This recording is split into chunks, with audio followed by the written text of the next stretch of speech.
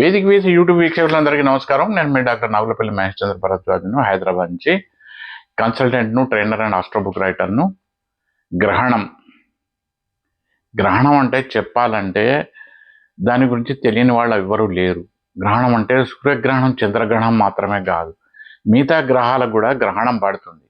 కాకపోతే వీటిని ప్రధానంగా ఈ సూర్యగ్రహణం, చంద్రగ్రహణాన్ని ప్రధానంగా ఎందుకు తీసుకున్నారంటే, సూర్యుడు అనే సూర్యగ్రహం మన శరీరానికి ఆత్మకారకుడు, మన ప్రాణం ఆరోగ్యానికి కారకుడు, మన శరీరంలో కదలికకు కారకుడు. అలాగే చంద్రుడు అంటే మన మనస్సు కారకుడు. మనం ఏ నిర్ణయం తీసుకోవాలన్నా మన మెదడు, మన మనస్సు సరిగా పనిచేయాలి. అందుగురించి అటువంటి టైంలో ఈ రాహు కానీ కేతువు కానీ యొక్క లోపలికి 5 లేక 6 డిగ్రీల లోపలికి ఈ సూర్యుడు కానీ చంద్రుడు కానీ ప్రవేశించినప్పుడు మనకు అవి మన మనసు సరిగా పనిచేయదు, మన శరీరం ఆరోగ్యానికి ఇబ్బంది అవుతుంది. కానీ కేవలం ఏ నక్షత్రంలో ఏ రాశిలో పడుతుందో వాళ్ళకి ఎందుకు సమస్య వస్తాయంటే, నక్షత్రం అనేది వాటి యొక్క ఆ కిరణ ప్రభావాలు అనేది, ఆ నక్షత్ర ప్రభావం అనేది ఆ జన్మ జాతకులకు, ఏ నక్షత్రం అయితే ఆ జన్మ జాతకులకు వాళ్ళు పుట్టినప్పటి నుంచి వాళ్ళు చివరి సెకండ్ వరకు కూడా ఆ నక్షత్ర ప్రభావం వాళ్ళ మీద ఉంటుంది. అలాగే ఆ రాశి వాళ్ళ మనస్సు మీద కూడా ఆ ప్రభావం ఎక్కువ ఉంటుంది. కనుక గ్రహణం, చంద్రగ్రహణం కానీ సూర్యగ్రహణం కానీ అది ఏ నక్షత్రం మీద పడుతుందో వాళ్ళు ఖచ్చితంగా జపాలు, దానాలు ఖచ్చితంగా ఇచ్చుకోవాల్సిందే. దానికి నో అదర్ ఆల్టర్నేటివ్. ఎట్లా అంటే, మనం ఒక శరీరానికి ఒక మట్టో మురికో చెమట అంటుకుంటే నీళ్లతో ఎలా స్నానం చేస్తావో, ఈ గ్రహణాల యొక్క కిరణాలు అవి వాటి యొక్క ఎనర్జీ అనేది ఆ నక్షత్ర జాతకుల మీద, ఆ రాశి జాతకుల మీద పడకుండా, అది జన్మరాశి కావచ్చు, నామరాశి కావచ్చు, అది పడ్డప్పుడు వాళ్ళకి ఈ దాన ధర్మాలు, ఈ మంత్రోచ్చరణలతో ఆ బ్రాహ్మడు ఇచ్చే ఆశీర్వచనాలు వాటిని శుభ్రం చేస్తుంది, వాటి యొక్క దుష్ప్రభావం పడకుండా చేస్తుంది. ఇక ఎవరు నమ్మడం నమ్మకపోవడం అది వాళ్ళ వ్యక్తిగత ఇష్టం.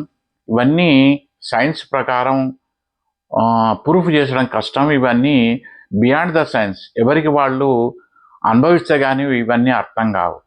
అలాగే కేవలం గ్రహణం అనేది సూర్యగ్రహణం, చంద్రగ్రహణం కాదు, మిగతా ఆ గ్రహాలకు కూడా పడుతుంది. ఏ గ్రహం, కుజ, బుధ, గురు, శుక్ర, శని, వీటికి కూడా గ్రహణం పడుతుంది. అవి కూడా ఈ రాహుకేతుల పరదలకు ఇచ్చిపోయినప్పుడు వాయు కూడా ఇచ్చే ఫలితాలు ఇవ్వదు. అందుగురించి కొంతమందికి చిన్నప్పుడే ఈ ఆటిజం అనుకోండి, పోలియో అనుకోండి, కంటి దృష్టి అనుకోండి, ఇలాంటి కొన్ని అనారోగ్య సమస్యలకు కారణం కూడా ఈ గ్రహణాలు కూడా, అలాగే మొర్రి, ఇవన్నిటి కూడా ఈ గ్రహణ ప్రభావం ఒకటే కారకులు.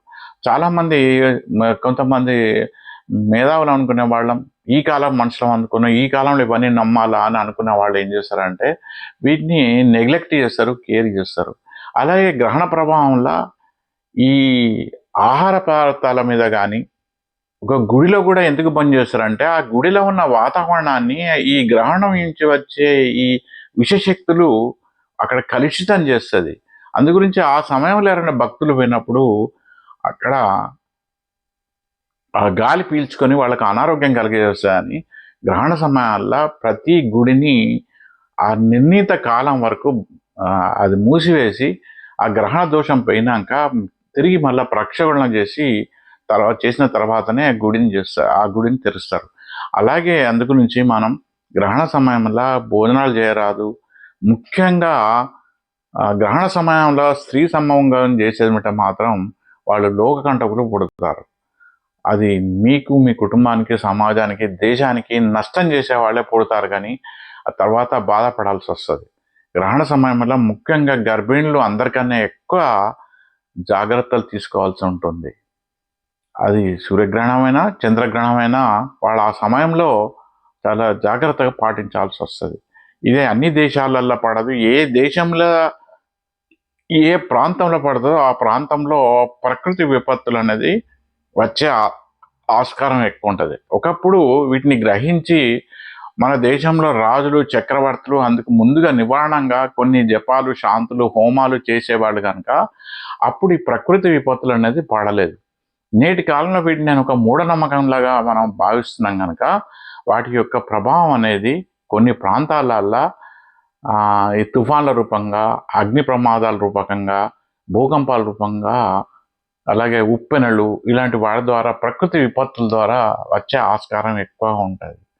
కనుక మనం ప్రపంచ సంగతి ఆలోచించడం పక్కకు పెట్టి ఎవరికి వాళ్ళు ఎవరి నక్షత్రంలో ఎవరి రాశిలో గ్రహం పడుతుందో, ఆ సూర్యగ్రహణం చంద్రగ్రహణం పడుతుందో వాళ్ళు కాస్త జాగ్రత్తగా ఉండడం చాలా చాలా ఖచ్చితమైన అవసరం.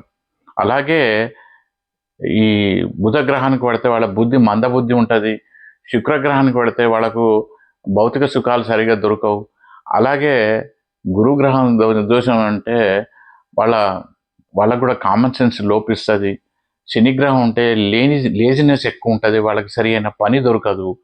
కనుక ఒక్కొక్క గ్రహానికి ఒక్కొక్క ఉండేది వాటి యొక్క శక్తి అనేది పని చేయకుండా అవుతుంది. ఇప్పుడు అలాగే ఉదాహరణకి ఎవరైనా చిన్నవాడు వాళ్ళ బాస్ ముందర ఫ్రీగా ఎలా ఉండలేడో, అలాగే ప్రస్తుత కాలంలో ఏ కాలంలో అయినా కానీ అందులో ఇప్పుడు ఈ కలియుగంలో ప్రస్తుతంలో కేతుల యొక్క దుష్ప్రభావం ఎక్కువ కనుక ఈ గ్రహణాల యొక్క ప్రభావం నుంచి చాలా జాగ్రత్తగా ప్రతి ఒక్కళ్ళు ఉండాలి. ఉంటాను. నమస్కారం. శుభాకాంక్షలు.